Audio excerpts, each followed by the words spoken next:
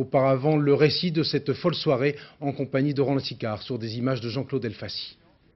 Attention, Dès le début, Laurent Fabius savait qu'un danger planait sur sa tête, mais lequel exactement, il l'ignorait. attention. Il y eut d'abord le départ de Lionel Jospin, Jospin qui ne voulait pas participer à ce qui allait se passer. Résultat, Michel Rocard et Laurent Fabius se retrouvaient face à face. Discussion, négociation, décision. Un texte présenté par les amis de Rocard et ceux de Jospin, sans Jospin, serait soumis au vote. Un texte qui prévoyait la mise en place d'une direction provisoire, des états généraux en juillet. En début de soirée, le texte était adopté, Fabius mis en minorité et contraint de s'en aller. Réaction. S'il y a une magouille d'appareil contre le besoin d'unité, il n'y pouvait rien.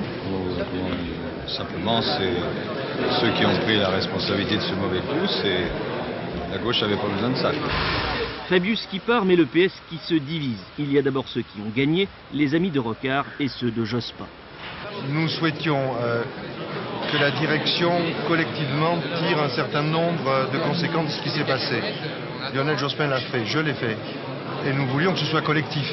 La première condition pour retrouver la crédibilité par rapport à l'opinion, ça sera long, c'était de montrer qu'il y avait un changement réel, qu'il y avait des hommes qui étaient prêts à reconstruire. Et je crois que Michel Rocard était le mieux placé pour le reconstruire. L'ennui, c'est qu'il y a aussi ceux qui crient au coup de force. Ça s'appelle, d'un nom un peu brutal, un putsch. Et je suis convaincu que ce putsch sera très mal apprécié par tous les socialistes. Nous avons choisi de continuer le combat, mais en dehors de ces enjeux dérisoires. Je suis très consterné.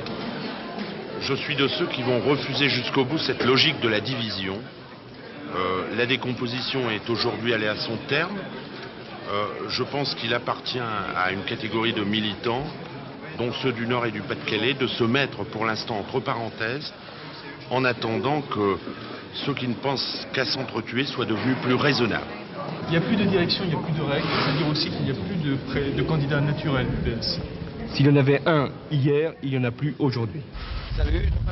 Plus de candidats naturels, Michel Rocard sait qu'il va lui falloir maintenant reprendre tout à zéro, ou presque. La gauche est à reconstruire, le PS aussi. Hier, Rocard a gagné la première manche, les suivantes s'annoncent tout aussi difficiles.